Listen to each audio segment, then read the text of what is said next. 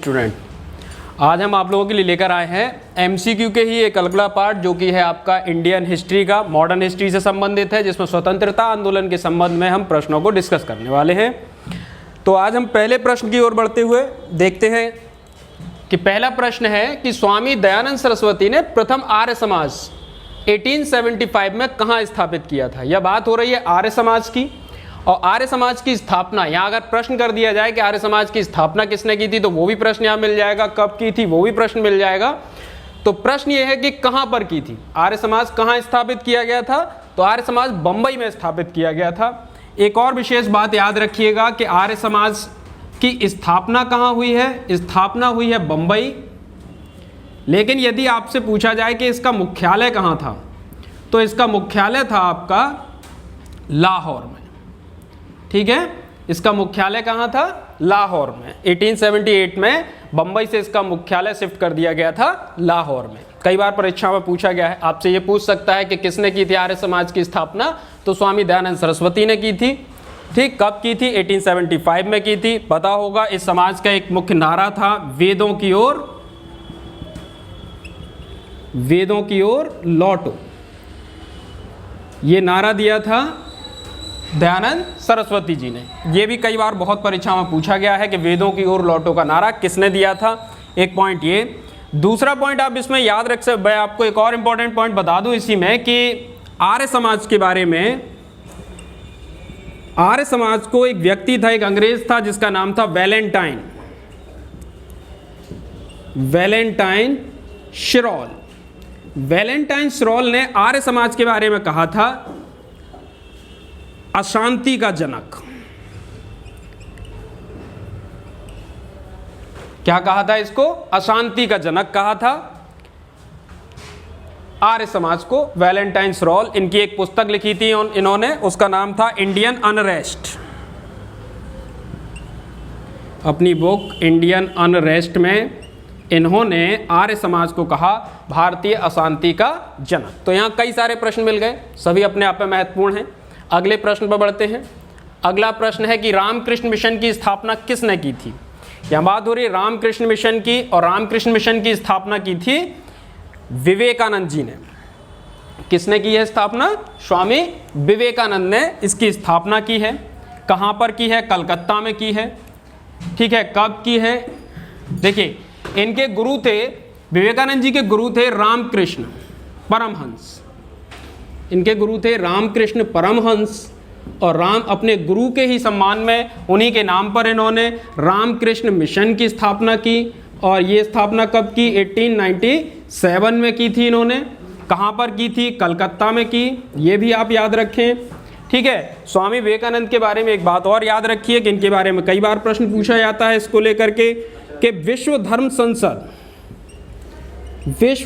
संसद हुई थी। कहाँ पर हुई थी, शिकागो में हुई। विश्व धर्म संसद शिकागो में आयोजित हुई। कब हुई, 1893 में। और यहाँ पर इन्होंने किसका भारत का प्रतिनिधित्व किया था,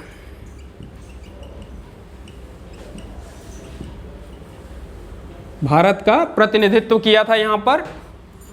ठीक है, ये भी कई बार परीक्षा में पूछा गया है, इसको भी अच्छे से याद रखें। अगला प्रश्न है, अच्छा अगर आपसे पूछ दे कि विवेकानंद जी का वास्तविक नाम क्या था, विवेकानंद जी का वास्तविक नाम था नरेंद्र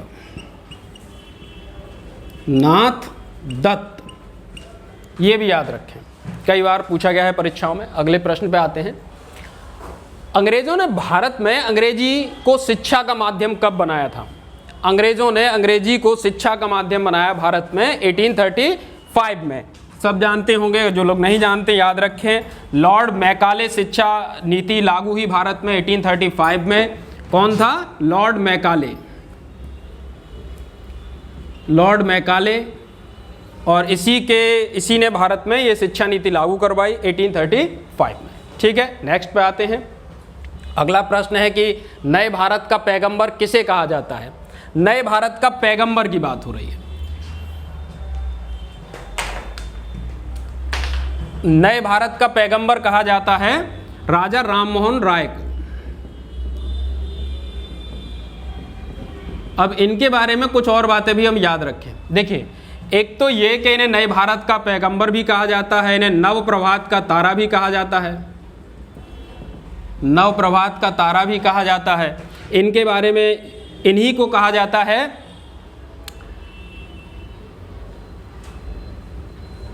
पुनर्जागरण का अग्रदूत। भारतीय पत्रकारिता का अग्रदूत भी नहीं कहा जाता है, भारतीय पत्रकारिता का अग्रदूत। ठीक, ये चीज याद रखें। अगले प्रश्न पे आते हैं कि ब्रह्म समाज के संस्थापक थे राजा राममोहन राय। इस प्रश्न का उत्तर हुआ राजा राममोहन राय। इनके बारे में एक और चीज याद रखिए ब्रह्म समाज के बारे में, कि ब्रह्म समाज की स्थापना हुई थी 1829 में। ठीक है, कब स्थापना हुई है? 1829 में। एक और बात याद रखिए कि राजा राममोहन राय ने एक और चीज की स्थापना की थी, वो थी आत्मीय सभा। किसकी स्थापना की है? आत्मीय सभा। कब की है? 1814-15 में इन्होंने क्या किया है? एक आत्मीय सभा भी बनाई थी। और ब्रह्म समाज के बारे में ये भी आप याद रख सकते हैं कि बाद में राजा राममोहन राय के बाद में इससे जुड़े आपके देवेंद्र नाथ टैगोर, फिर केशव चंद्र सेन। केशव चंद्र सेन का विवाद हो गया और केशव चंद्र सेन इससे अलग हो गए और अलग होकर उन्होंने अपना एक आदि ब्रह्म समाज बना लिया था। विवाद का भी एक बड़ा ही इंटरेस्टिंग सा कारण है कि उन्होंने अपनी पुत्री ब्रह्म समाज जो है कि अपना क्या कर रहा था? ब्रह्म समाज विरोध कर रहा था बाल विवाह का, लेकिन केशव चंद्र सेन ने अपनी 11 साल की लड़की का विवाह तय कर दिया। इसी संबंध में विवाद उत्पन्न हुआ। ठीक है, तो ये खुद का मतलब विरोधाभास था आपस में, इसलिए यहां पर अलग हो गए, निकाल दिया था देवेंद्र नाथ टैगोर ने इनको ब्रह्म समाज से। अगले प्रश्न पे आते हैं। अगला प्रश्न है कि प्रार्थना समाज का संस्थापक कौन था? प्रार्थना समाज की स्थापना की थी आत्माराम पांडुरंग ने। किसने स्थापना की है? आत्माराम पांडुरंग। लेकिन अक्सर ये आत्माराम पांडुरंग ऑप्शन में नहीं आता है। क्या ऑप्शन में आता है? ऑप्शन में आते हैं इसको लेकर के महादेव गोविंद रानाडे। महादेव गोविंद रानाडे, MG रानाडे, और इन्होंने इसको प्रसिद्ध भी बनाया था। चलिए अगले प्रश्न पे आते हैं। अगला प्रश्न है कि सत्य शोधक समाज के संस्थापक महाराष्ट्र में कौन थे? महाराष्ट्र में स्थापना हुई मुंबई में किसकी? सत्य शोधक समाज की। और सत्य शोधक समाज की स्थापना की थी ज्योतिबा फूले ने। ठीक, अगले प्रश्न पे आते हैं।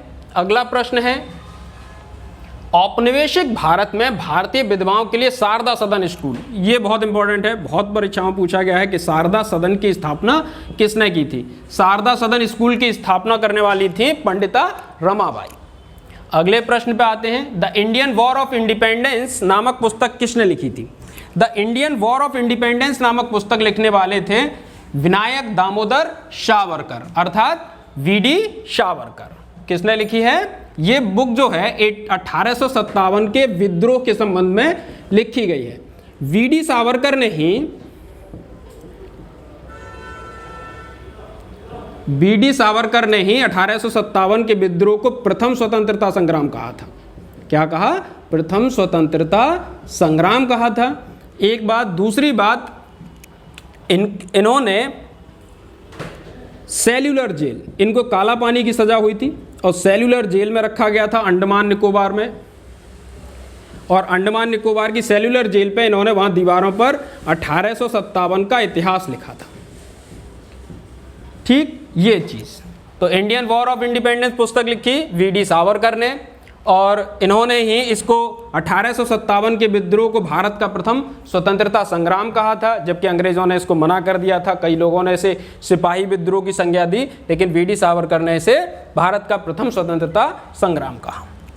ठीक, नेक्स्ट पॉइंट पर आते हैं। अगला प्रश्न है कि किसे भारतीय बिस्मार्क के रूप में जाना जाता है? ये बहुत अच्छा क्वेश्चन है। यहाँ मैं एक दो बात और बताऊंगा आपको। भारत का बिस्मार्क, पहले तो ये जानिए बिस्मार्क कौन था। बिस्मार्क का मतलब बिस्मार्क कहाँ का था? ये जर्मनी का था। बिस्मार्क है जर्मनी का। इसने क्या किया था? बिस्मार्क ने जर्मनी का एकीकरण किया था, यानी कि जर्मनी जो कि दो हिस्सों में बट गया था, पूर्वी जर्मनी और पश्चिमी जर्मनी, तो इन्होंने इसको दोनों को मिलाने में अपनी महत्वपूर्ण भूमिका निभाई थी, एकीकरण किया था।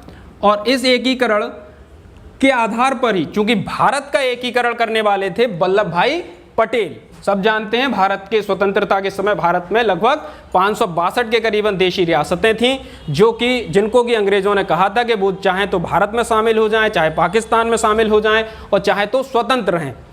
तो सरदार पटेल ने अपनी सूझबूझ से क्या किया?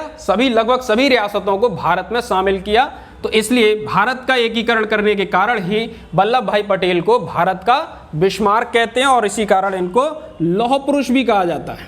सरदार पटेल जी को क्या कहते हैं? लौह पुरुष भी कहते हैं।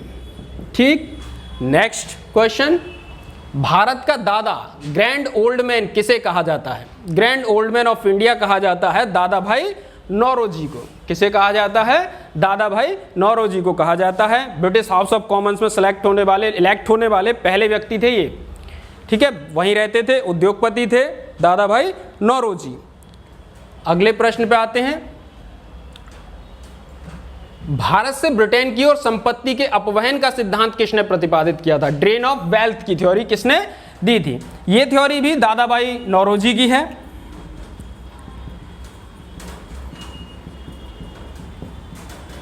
दादा भाई नौरोजी ने एक निबंध लिखा था, the poverty and the un-British rule of in India. अब इस निबंध में ही इन्होंने क्या कहा था? ये सिद्धांत दिया था। इनका कहना यह था कि अंग्रेज लोग जो यहाँ एक तो अपने एम्प्लॉयज़ के तौर पर आते हैं, वो भारत से तनख्वाह लेते हैं, भारत से लेते हैं तनख्वाह, कहाँ चली जाती है? ब्रिटेन। व्यापार करते हैं तो लाभ कहाँ चला जाता है? ब्रिटेन। तो उनका कहना था भारत की और कुछ संपत्ति भी, जो सोना हीरे जवाहरात थे, यहाँ से ले गए अंग्रेज। तो उनका कहना यह था कि भारत से संपत्ति कहाँ जा रही है? ब्रिटेन। इसीलिए ब्रिटेन क्या होता जा रहा? अमीर, और भारत होता जा रहा है गरीब। जब कहते हैं कि जब अंग्रेज भारत में आए तो भारत दुनिया के सबसे अमीर देशों में शुमार था, और जब अंग्रेज भारत से गए यानी 1947 में, तो भारत दुनिया के सबसे गरीब देशों में शामिल था। वो किस कारण से हुआ? वो यही था सिद्धांत के संपत्ति का अपवहन हो रहा था भारत से ब्रिटेन की ओर। अगला प्रश्न है, महात्मा गांधी अर्धनग्न फकीर हैं, यह उक्ति किसने कही थी? महात्मा गांधी को अर्धनग्न फकीर कहा था विंस्टन चर्चिल ने। किसने कहा? Winston Churchill. देखिए यहाँ पर एक क्या हो रहा था, 1932 में द्वितीय गोलमेज, क्या हो रहा था? द्वितीय गोलमेज सम्मेलन आयोजित हो रहा था। कहां पर? लंदन। तो कांग्रेस के प्रतिनिधि के तौर पर महात्मा गांधी कहां पहुंचे? लंदन पहुंचे। वहां पर, और ये सम्मेलन बुलाए किसने थे? उस प्रधानमंत्री का भी नाम याद रख सकते हैं, ब्रिटेन का प्रधानमंत्री था रैमजे मैकडोनाल्ड।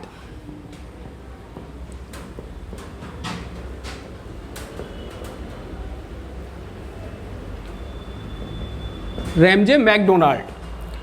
तो गांधी जी गए हैं लंदन द्वितीय गोलमेज सम्मेलन में भाग लेने के लिए, और इसी जब गांधी जी सेंट जेम्स महल की, जिस महल में ये कॉन्फ्रेंस हो रही थी, कि सीढ़ियां चढ़ रहे थे, तब विंस्टन चर्चिल जो कि उस समय विपक्ष का नेता था, उसने ये टिप्पणी गांधी जी के ऊपर की और ब्रिटिश सरकार से यहाँ तक कहा कि अब इन भूखे नंगों को साथ में बिठा करके हम, ब्रिटिश सरकार साथ में बिठा करके बात करेगी, ये बड़े शर्म की बात है। ये टिप्पणी की थी इसने, विंस्टन चर्चिल ने। अगले प्रश्न पर बढ़ते हैं, इनकलाब जिंदाबाद का नारा किसने दिया? इनकलाब जिंदाबाद का नारा देने वाले थे सरदार भगत सिंह। किसने नारा दिया इनकलाब जिंदाबाद का? सरदार भगत सिंह ने नारा दिया था। अगला प्रश्न है, राष्ट्रीय संघर्ष के दौरान प्रसिद्ध समाचार पत्र केसरी का संस्थापक कौन था? समाचार पत्र की बात हो रही है और यह है केसरी। केसरी समाचार पत्र लिखा था, इसके संस्थापक भी थे और इसको चलाने वाले कौन थे? लोकमान्य तिलक, यानी कि बाल गंगाधर तिलक। बाल गंगाधर तिलक इसको स्थापित किया था। एक और स्थापित किया था इन्होंने, मराठा। देखिए मराठा जो था ये अंग्रेजी भाषा का था। भाषा भी पूछ लेता है कभी कभी, अंग्रेजी भाषा का था, और केसरी जो है वो मराठी भाषा में था।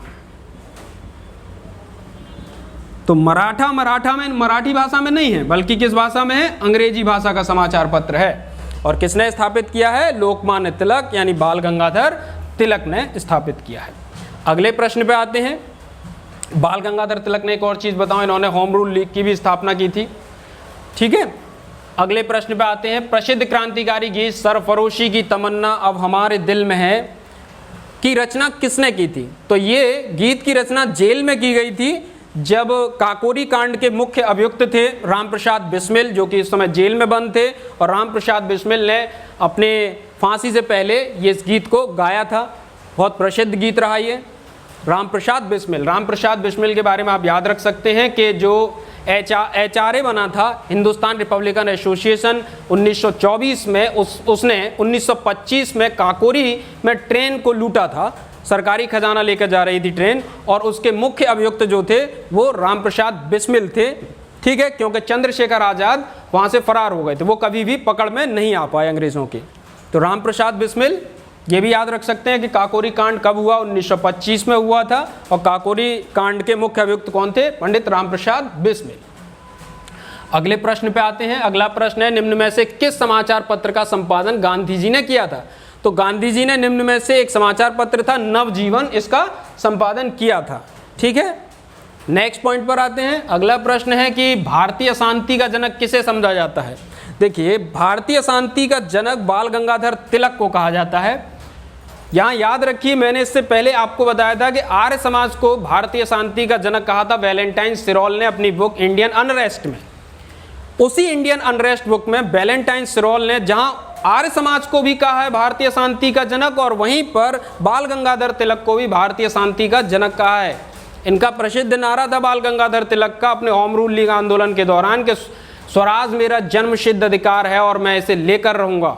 इन्होंने एक बहुत तेज तर्रार आंदोलन चलाया था, इस कारण से इनको कई बार जेल भी हुई। ठीक है, तो इनको भी वैलेंटाइन सिरोल ने भारतीय शांति का जनक कहा था। नेक्स्ट प्रश्न पे आते हैं कि गांधी जी को सबसे पहले राष्ट्रपिता किसने कहा था?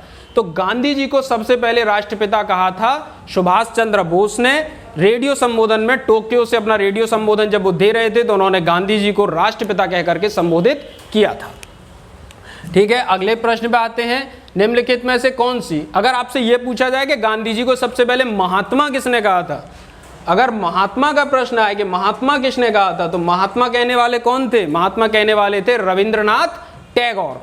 चंपारण आंदोलन जो 1917 में गांधी जी ने किया, उस आंदोलन की सफलता के बाद रविंद्रनाथ टैगोर ने गांधी जी को कहा था महात्मा, लेकिन राष्ट्रपिता सुभाष चंद्र बोस ने। तो अगला प्रश्न देखते हैं, निम्नलिखित में से कौन सी रचना महात्मा गांधी के साथ संबंधित नहीं है? तो महात्मा गांधी के साथ संबंधित है माई एक्सपेरिमेंट्स विद ट्रुथ, उनकी ऑटोबायोग्राफी है, ये जीवनी है, उन्होंने खुद लिखी है। ठीक है, माई एक्सपेरिमेंट्स विद ट्रुथ। हरिजन भी उन्होंने लिखा है, समाचार पत्र था हरिजन। हिंद स्वराज उनकी प्रसिद्ध पुस्तक है हिंद स्वराज, लेकिन द होली फैमिली उनकी पुस्तक नहीं है। ठीक है, अगले प्रश्न पे आते हैं। पश्चिमी भारत के किस धार्मिक सुधारक को लोक हितवादी कहा जाता था? तो पश्चिमी भारत के, यानी कि ये बंबई की बात हो रही, महाराष्ट्र की बात हो रही, बॉम्बे उस समय बहुत बड़ा प्रदेश था, तो किसको कहा जाता था लोक हितवादी? तो लोक हितवादी कहते थे गोपाल हरि देशमुख को।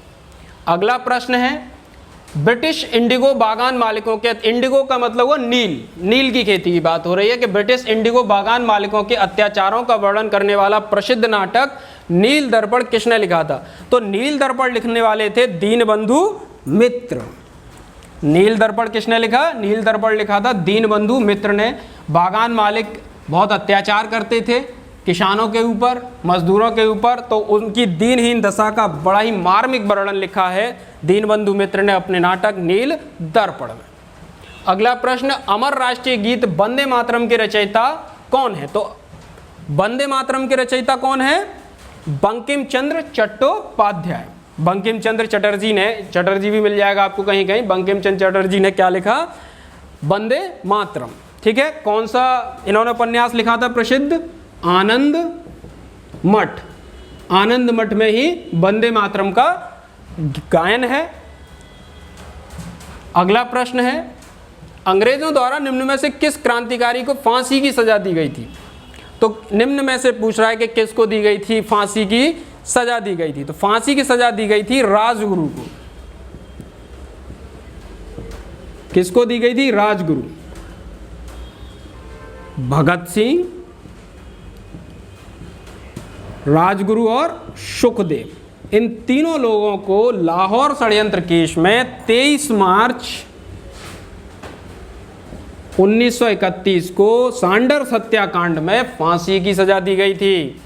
जतिन दास ने भूख हड़ताल की थी, 56 दिन तक भूख हड़ताल पर रहे जतिन दास, उसी जेल में जिसमें भगत सिंह, सुखदेव और राजगुरु थे, उनकी डेथ हो गई थी। उसके बाद चंद्रशेखर आज़ाद कभी पकड़े नहीं गए। इलाहाबाद में बाद में अल्फ्रेड पार्क में उन्होंने खुद को गोली मार ली थी जब पुलिस से घिर गए थे। कल्पना दत्त, इन्होंने भी गोली मार ली थी अपने आप को, ये मारी गई थी, फांसी नहीं हुई थी इनको। ठीक है, तो यहाँ पर आप याद रखिए भगत सिंह, राजगुरु और सुखदेव को फांसी दी गई थी 23 मार्च 1931 को। और कब दी गई थी और किस कारण से दी गई थी? सांडर्स हत्याकांड में। ठीक, अगला प्रश्न, अपने उपन्यास आनंद मठ में बंकिम चंद्र चटर्जी द्वारा बंगाल में किस विद्रोह का विशेष उल्लेख किया गया है? तो बंकिम चंद्र चटर्जी ने आनंद मठ में उल्लेख किया है सन्यासी विद्रोह का। ठीक, अगला प्रश्न है कि अभिनव भारत नामक संस्था की स्थापना निम्नलिखित में से किसने की थी? तो अभिनव भारत की स्थापना करने वाले थे विनायक दामोदर सावरकर। 1904-05 में इन्होंने क्या किया है? इसकी अभिनव भारत समाज की एक क्रांतिकारी संगठन था, भारत का पहले जो क्रांतिकारी संगठन है उनमें से एक है ये। तो ये आप याद रखिए कि प्रथम अगर आपसे पूछा जाए कि कौन सा अभिनव भारत संघ नामक संस्था की, सबसे पहले तो इन्होंने 1904 में स्थापित किया था मित्र मेला संघ, और मित्र मेला संघ का ही बाद में 1905 में किस नाम से ये जाना गया? ये अभिनव भारत के नाम से जाना गया।